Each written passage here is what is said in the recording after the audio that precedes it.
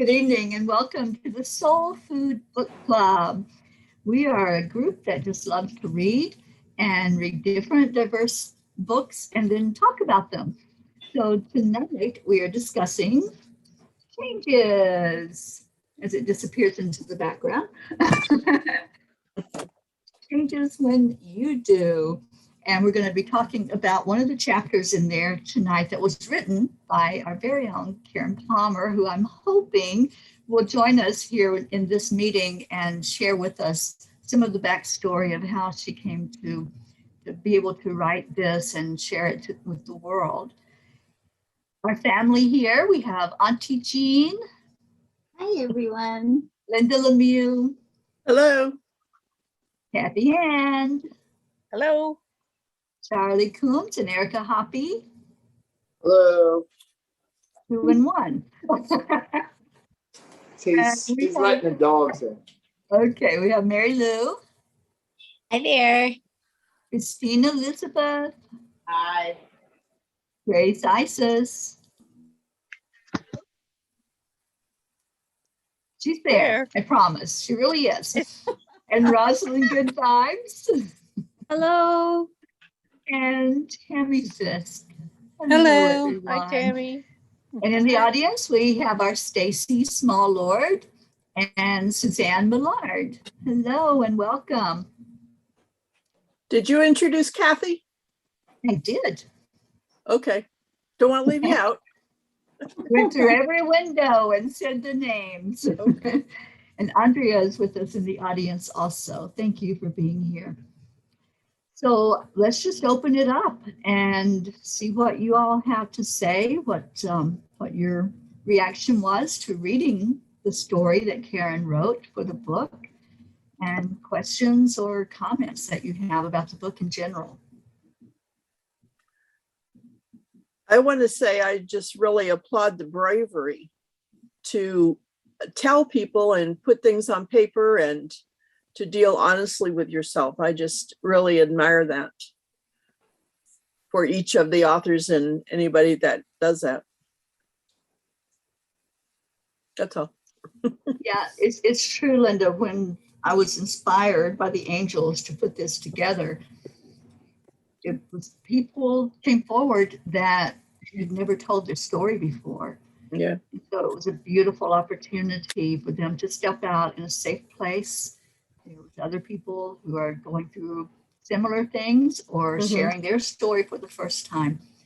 And even myself, there's things in there in my story that I had never said out loud to anybody.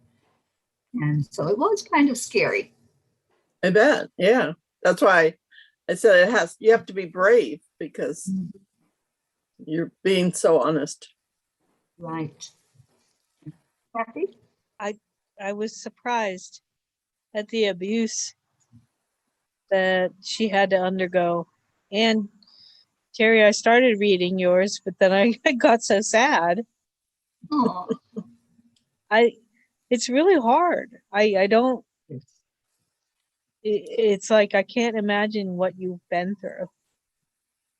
Because I didn't have that kind of trauma in my life. I had a very loving family. My parents were awesome. I grew up, I had issues with parts of my family, but not my, my brothers and my mom and dad. It all stemmed from like my aunts and uncles and cousins. And then when I met my husband and saw what he had been through in his life too. So I didn't have all that trauma, but it wakes you up. It's like, oh my, what people have been through and what they can endure and how they can get past it is a miracle. That's what we wanted to stress, each one of us that told our stories. We're not victims, and we don't live in that anymore. We've thrived from that experience. So thank you for your words, Kathy. And not only did you thrive through it, but you became willing to tell the story with the hope of helping other people. And that's the part of it that I think is so beautiful. And in reading, in reading this chapter that where Karen shares her experience, I loved the part that she was very vulnerable with other people. She had rightfully lost a sense of trust, because trust is earned, I think, in our interactions with other people. And in the way she got it back was through animals. In the beginning, the animals had only love to give her, and then she could go further with her abilities and her gifts after she began to trust again by the love of the animals. And that was so beautiful to see that part of it. It was.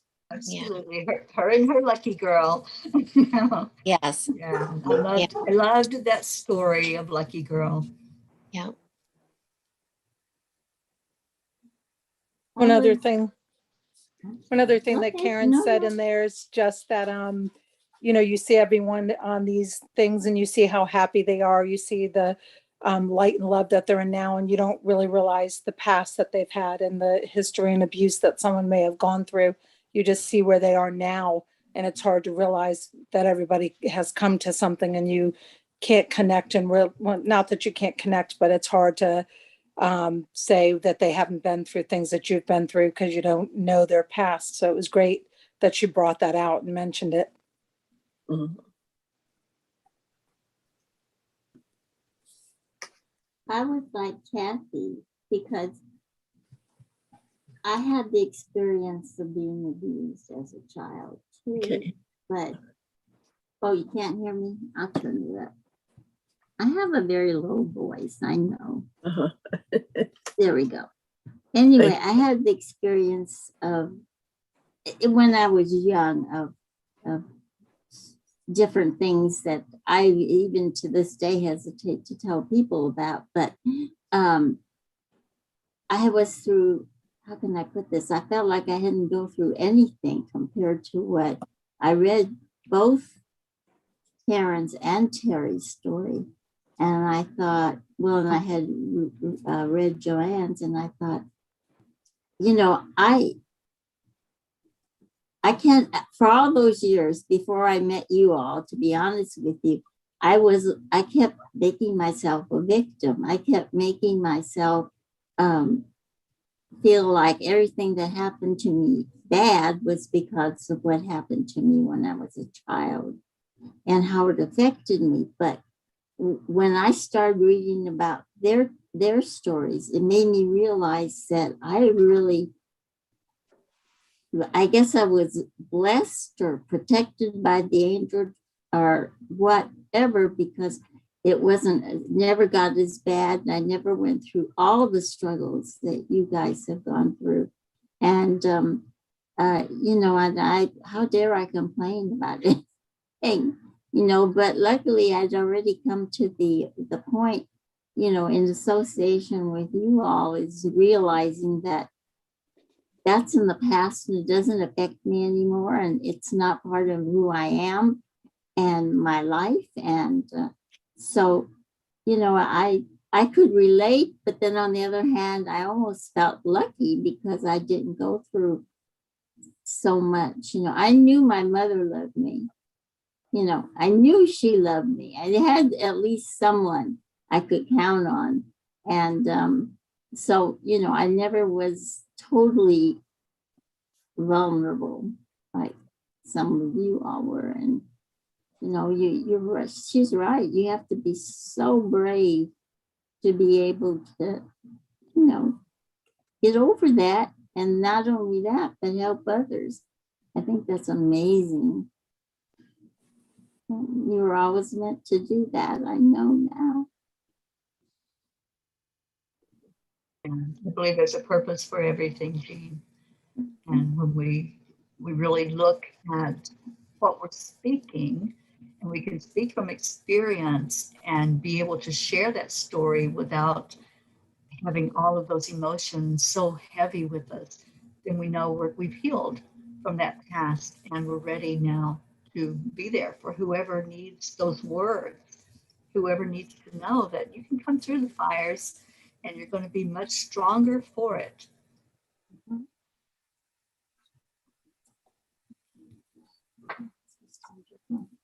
I also related a little bit to the part when Karen talked about her grandmother and the love that she experienced and the wonderful words that the grandmother had said to her, that she deserves a beautiful life, you know. And I grew up in a big family, and I was a middle child in a big family, kind like you, Teri, in a big family like yours. And we experienced love from our mothers, and, you know, from my mother and my father, and we had stability in our home, and we were very, very blessed in that way. And I began to realize that, you know, when I kind of allowed myself to get into the world a little bit and hear people's stories. And this book is fascinating to, you know, to read about it and see how you just get past it, you know, and you trust within yourself. You learn to trust within yourself. And, you know, mine was and I had to learn to do that too, on, you know, without the trauma that you had, but I still had insecurities within myself. And when I did have my first marriage, my husband took me to his aunt's house before we got married, and his grandmother was there. And I think I fell in love with her. Part of the reason that I married him was because I loved her so much, you know, and she was just filled with unconditional love. And her and I became fast friends because my parents, mom and dad, had died when I was very, very young. I only knew one of my grandparents, and that was my mother's grandmother, but I was young by the time that she got sick. And so I really had no relationship with a grandparent. And she was so wonderful to me. You know, she was truly an angel to me. I know that now, you know, when I look back on different life experiences and things that I went through in that marriage with my husband. And you know, and he had some difficulties, and they were reflected in our relationship. And that woman was like a grandmother to me, and she always made me feel very beautiful and loved. No matter what was going on, I could go to her name. She was our Mima, and I could go to Mima. So I really enjoyed hearing about, you know, how close she was with her grandmother, and we had the opportunity to help her later on in her life when she was 94 years old and needed her to go. I'm so glad that, you know, she experienced that with her grandmother. Me too. And I do love that story of what her grandmother said to her. You Yeah. deserve a beautiful life. And, you know, it's like in my case, I heard the words from a mentor, you are worthy. And it was the first time I'd ever heard those words. So I think there's always going to be that person that they say what we need to hear and we latch onto it. And then we grow from there. So those words of her grandmother kept ringing in her ears. Karen and I have talked about this many times. And I've also channeled her grandmother and messages from her. She is a bright light, absolutely beautiful. And I'm so glad that Karen wrote about her in her chapter. Nice. Yeah. It resonated with me, how she, it took something to awaken her up again, because she was, and she was like feeling the pain from her past relationship with her you know, that came down through the generations with the abuse, and how that affects like all of us, as you know, happened, like, you know, The like, cycle of abuse. right, yeah, yeah, that's what I'm trying to Like say. her grandma went through it and her mom went through it. And then she was, you know, going through Yeah. I think at some point you look at that and you say, I'm not going to continue that abuse. And that's one thing I can't remember how she wrote about it in the chapter. I should have reread her chapter. But I know one thing in talking to her, she made sure with her daughter that she was not going to go into that energy, and her daughter would be clear of being abused.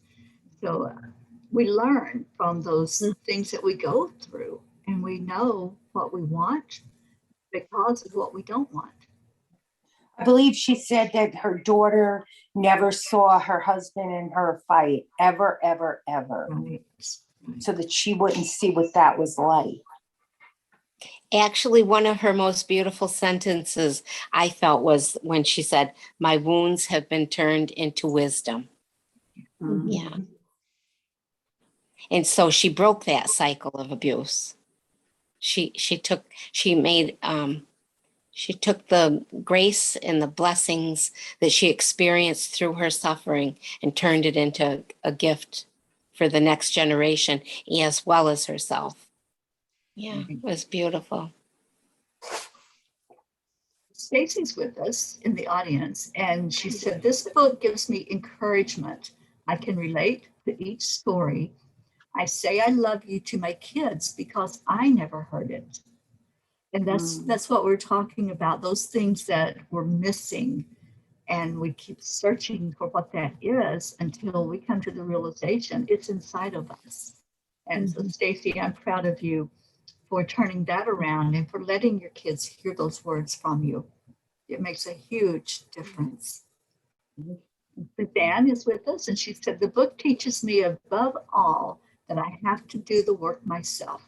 Nobody can do it for me, and there is hope. Thank you to the authors, very inspirational." Yeah. Each one of these stories, as you go through them, you're going to see them really how they worked through those experiences and where they are. And that's why we wanted to have some of them on with us so they can talk about how they changed, what the shift was for them. And I'm still holding out hope that Karen's going to jump in here at any minute. What's so I special? feel, Go ahead, Gracie. Oh, thank you. Thank you. Hi, everyone, and so glad you're all on here. And thank you for this book. Thank you, Teri. Thank you to all the authors who wrote their chapters or their stories.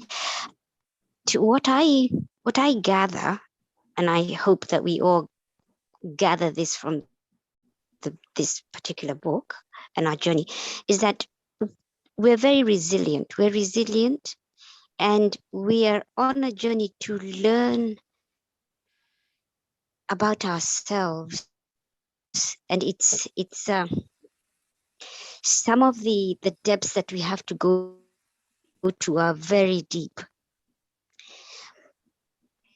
And what it teaches someone like myself who hasn't been through some of these depths, I call them depths because it's a diving of you to grab what it is that you need to come back up to the surface, is that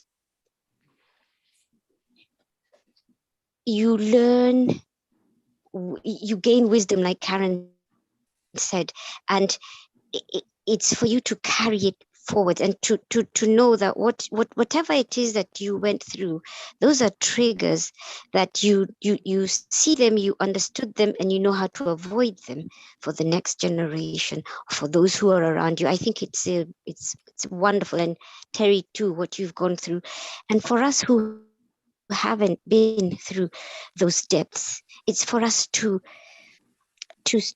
ride on those experiences, on those depths with gratitude and awareness and learning, because you can also learn from seeing, you can learn from hearing, you can learn from being immersed in certain situations. So to me, it's I enjoy these stories because I look back, it makes me look back and reflect on my childhood, what I went through, which is not those depths, but to have more compassion, more empathy, and to understand that I have a lot of resilience, and I can learn.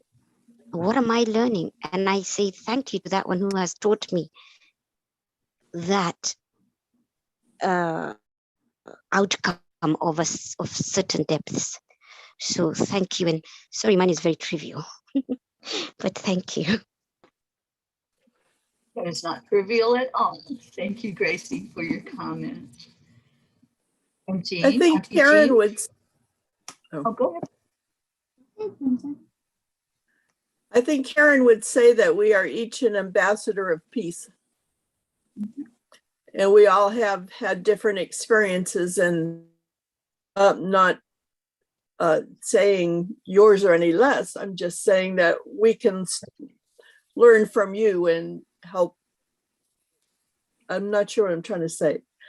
Just be better ambassadors and recognize it in others when they need a kind word or help. That's Okay. kind of what I was going to say, was that what's so powerful about Karen's story and Teri's story is that we know them. And we're seeing the results. We're seeing the after. I don't know how to explain that either, but you know, we've, like you said, we've all gone through problems, and some of us less, some of us more. But in any case, we read their story and see how much they've gone through, and we know what a beautiful, wonderful person they are, and how their life now is so happy and so wonderful. And that can't help but give us the encouragement to, like you said, Linda, be ambassadors for peace, to share our stories, to share, like Linda said, when we see someone else who is suffering from something like this, we have the compassion, as Gracie said, to reach out to help with what we've learned and what we see because of the examples that we've been blessed to see, you know. And really, truly, we can't thank you enough for telling us your story and telling us all these people's story.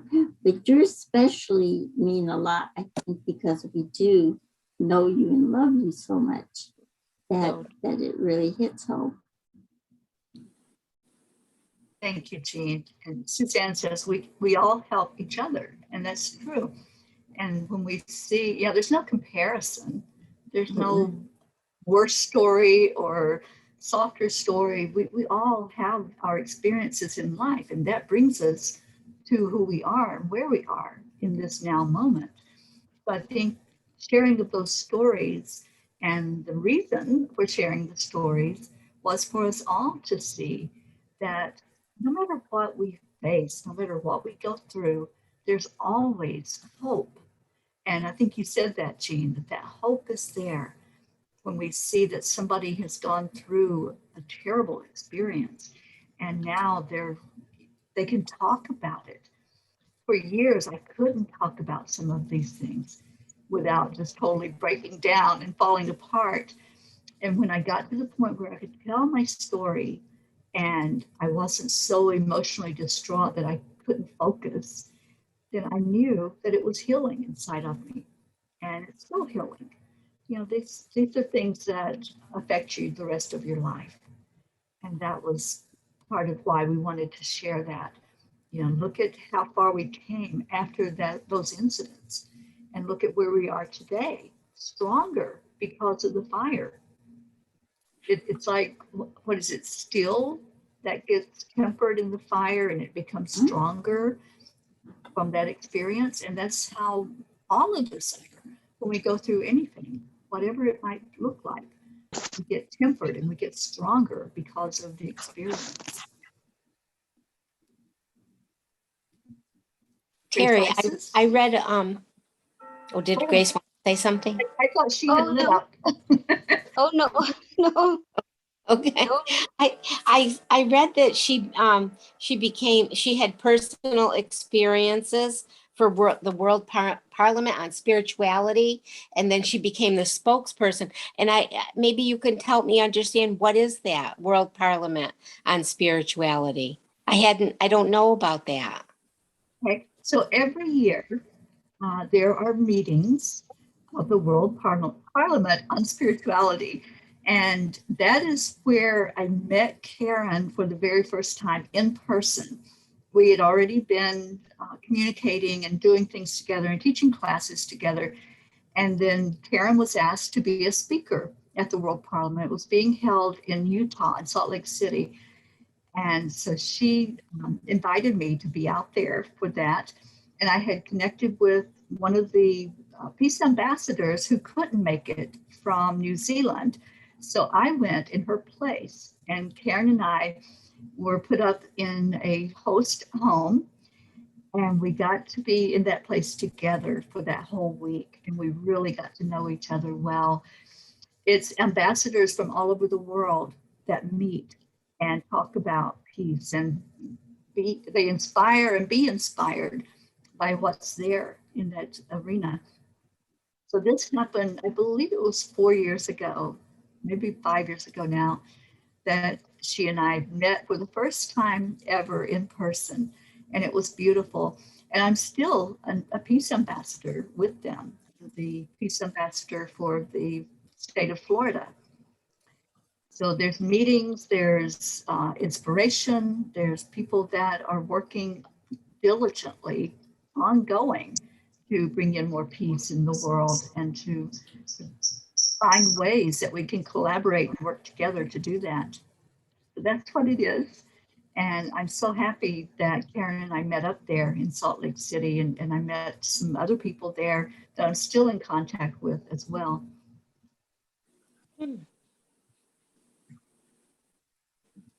Wonderful. Okay. Yeah, thank you for asking that. Stacy says, someone once told me if we all tossed our problems into a pile, we would see everyone else's and beg to take ours back. And she says, having met Karen a couple of times in person at Sweet Tomatoes, I can tell you she is one of the sweetest ladies ever. She honestly is pure love. Yeah, she really is. That's one of the things I kept saying. How could anyone have hurt her? She's so precious, she's just, how could anyone have abused her like her husbands? And I'm like, I don't understand. That kind of thing I don't understand. If she were grumpy or whatever, but she's so special. And how could they have, or how could anyone not have loved her? I mean, she's just so wonderful. They just didn't have it in them to do that. I'm guessing, that she connected with the wrong people until because she said that, right? The law of attraction. And she had to learn about, who did she want to be around, and what was she attracting to herself? Well, she was attracting people, and she was attracting people to herself that weren't worthy of her because she didn't think she was worthy. Right. So it took her grandmother to wake her up to realize that she was worthy and that she was, she deserved a beautiful life.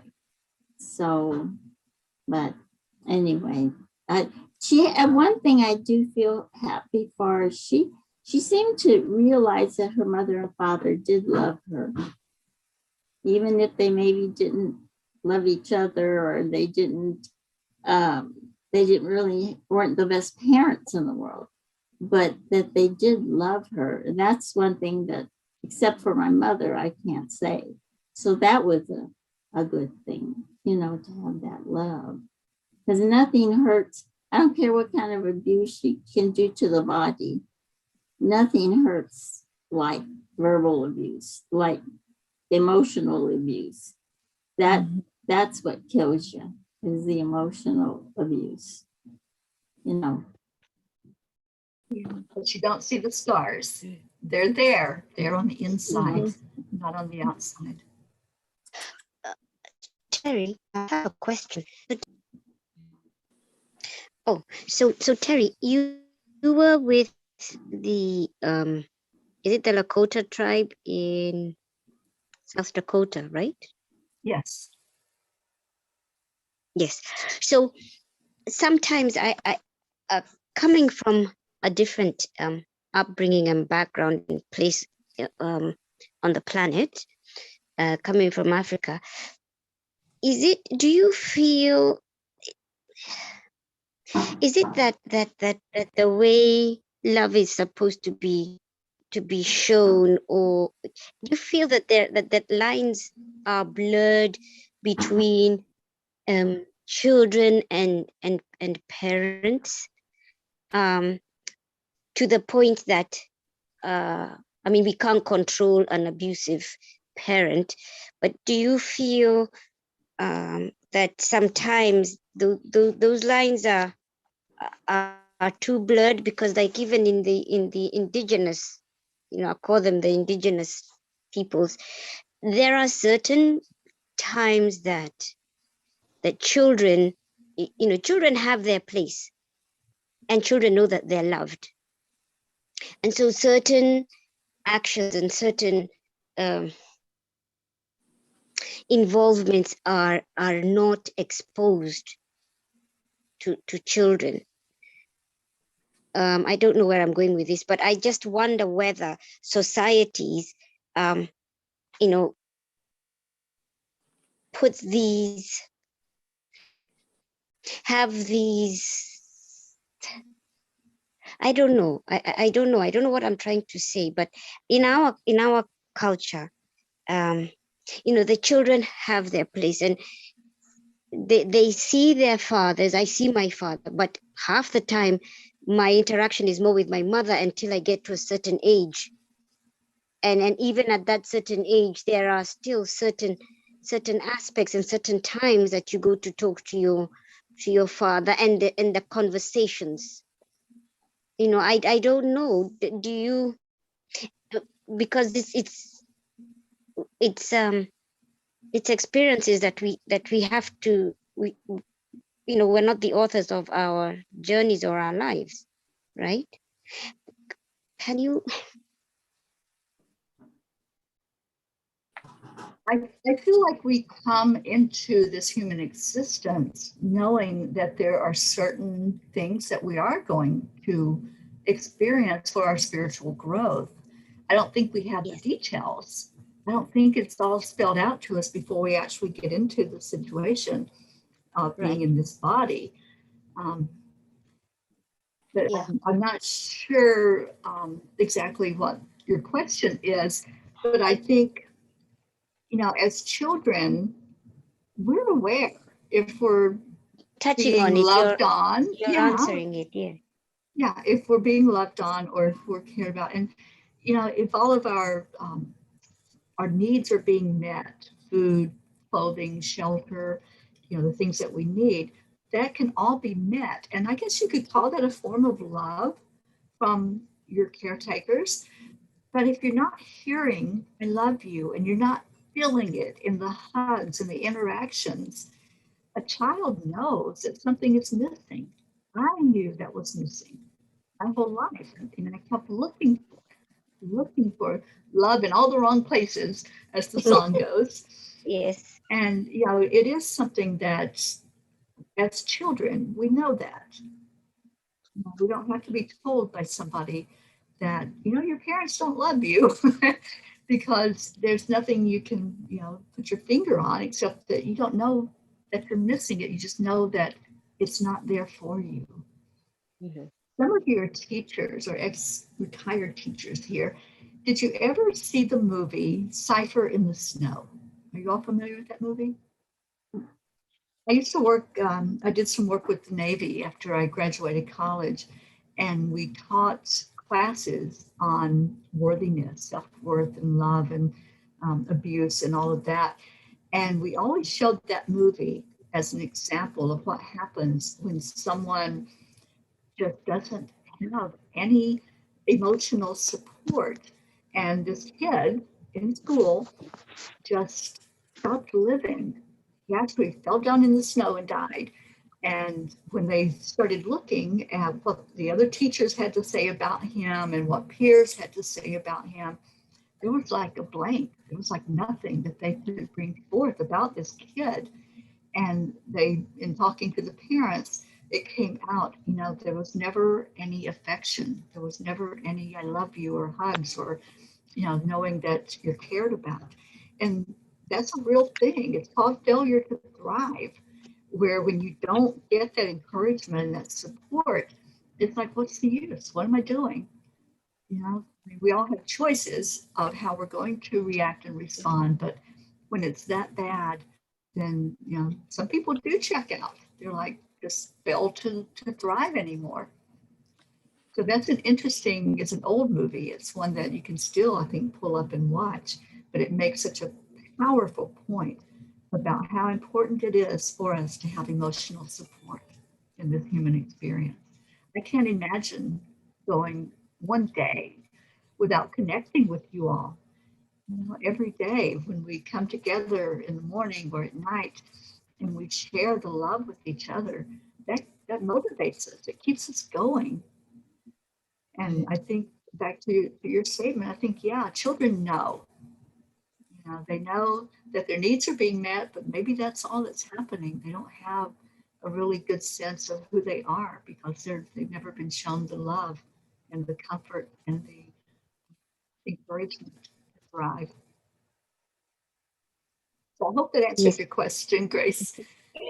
Yes, you did, because you and thank you so much. You also said, we've come down with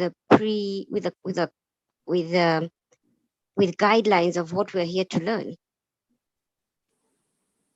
Did I get that correct? Yes. We may not know it as children, but this is what we're here to learn. Yeah, thank you. You helped. You're welcome. Well, Suzanne says I can. Thank you. Suzanne says I can totally relate. My physical needs were met, but not my emotional needs. I made myself invisible. That's something that we're born with. It's the need. I hope I'm not out of step here, and you might have heard this story about this orphanage where they would send babies. And I'm not real clear on it. It's been a long time since I read it, but it was they were mostly infants, and this one ward is where they kept all the infants.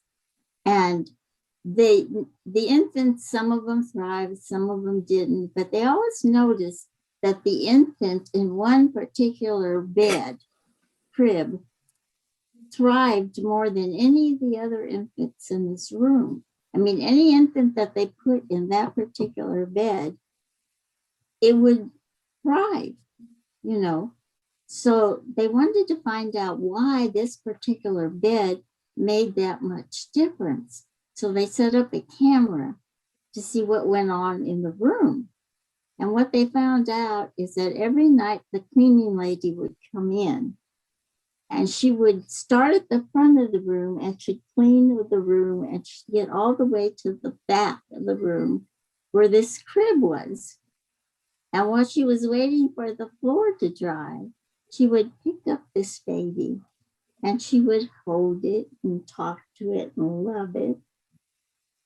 And then after a few minutes, when the floors were dry, she'd put the baby back down.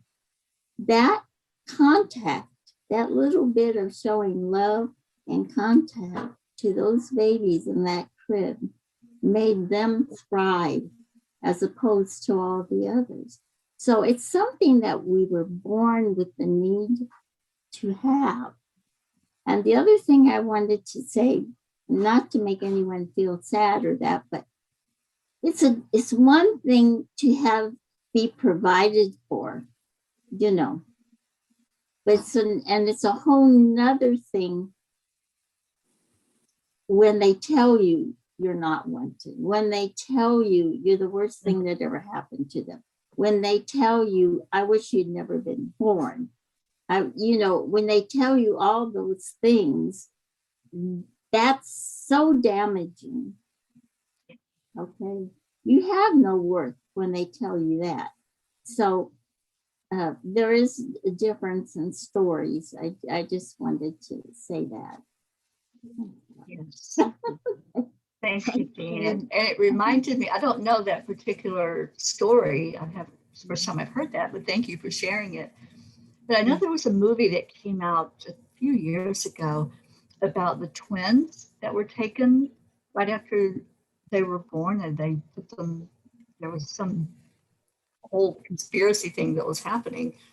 But they would like take these twins and separate them. And one twin they would really put all of the encouragement and the love and support to, and the other one was kind of neglected. So they were doing an experiment on humans, which is insane, but this is what they were using to do some research about, what happens when the child is given encouragement and love and what happens when they're not.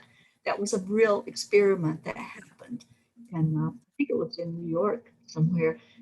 Stacy said, I saw that on Dr. Phil. Yeah, there was a movie about it. And so interesting, these twins. And one of them so totally different than the other one as they grew up because of the experience there. So it is true, when you give that attention, that's what we want. We came from spirit where all we knew was unconditional love. And then we come into this human existence to have more experiences of our soul growth. So we know innately, we know what love is, and we know what it feels like to be supported and to be encouraged. And when we don't get it, that's when we start acting out or, going down the wrong path. And it's just really interesting how our caretakers mold us by how they treat us and the things they say to us. I see we're running out of time. Anyone else want to share anything? Awesome. We haven't heard from you yet. We'd love to. I've been here listening. If you care to. Yes, I see you there. Thank you for being here with us. Yes, I read Karen's story. It's hard to believe that happened to her, how positive she is.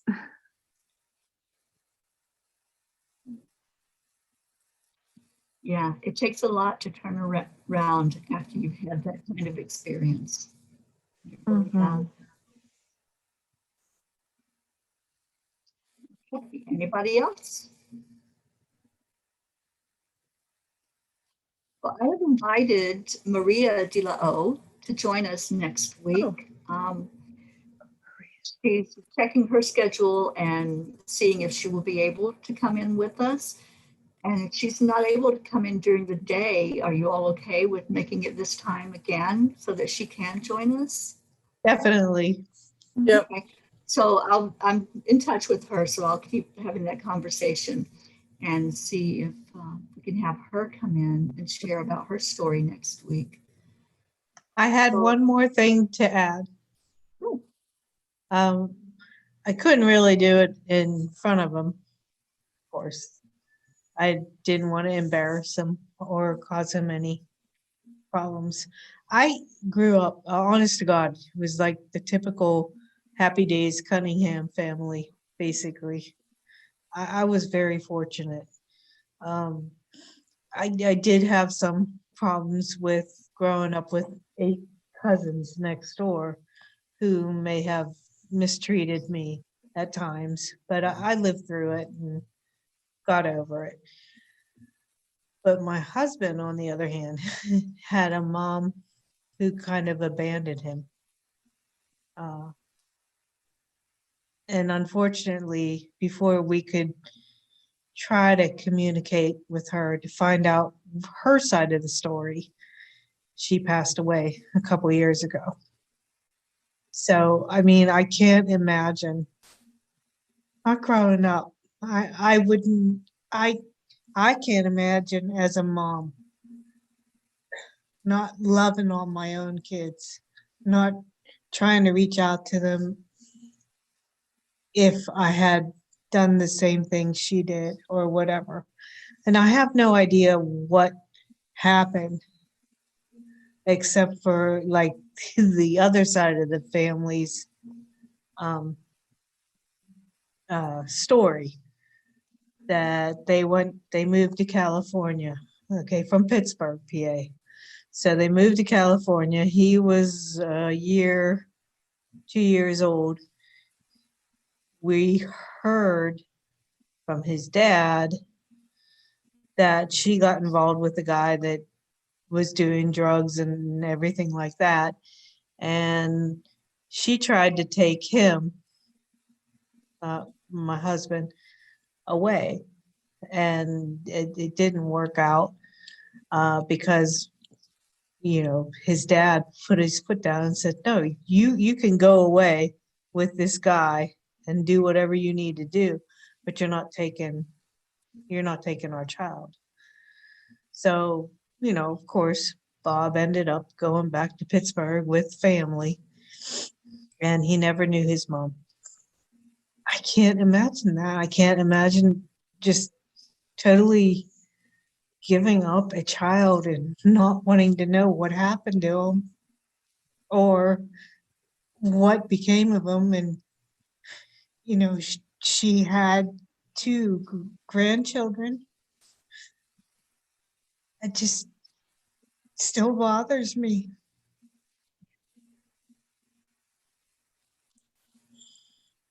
So that's why.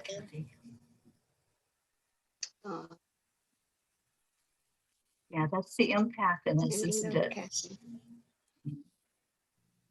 Putting our arms of love around you, Kathy, and around your husband. Yes. Absolutely.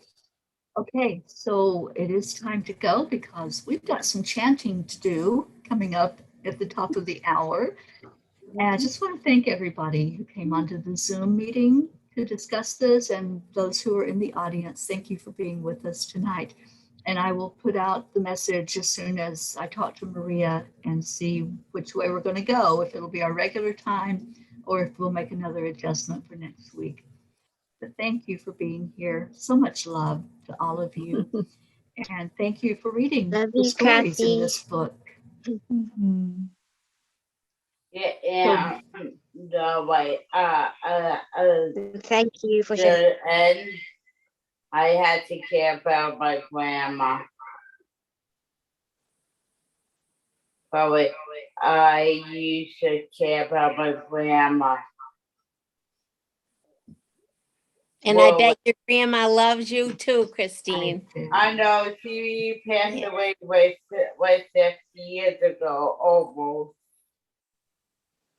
Oh, well, she's still loving you. I know. I Absolutely. used to do her my laundry. And she teaches me how to do laundry too. I hear every time you think of a loved one, they're there with you. Yeah. That's true. Yeah. Absolutely.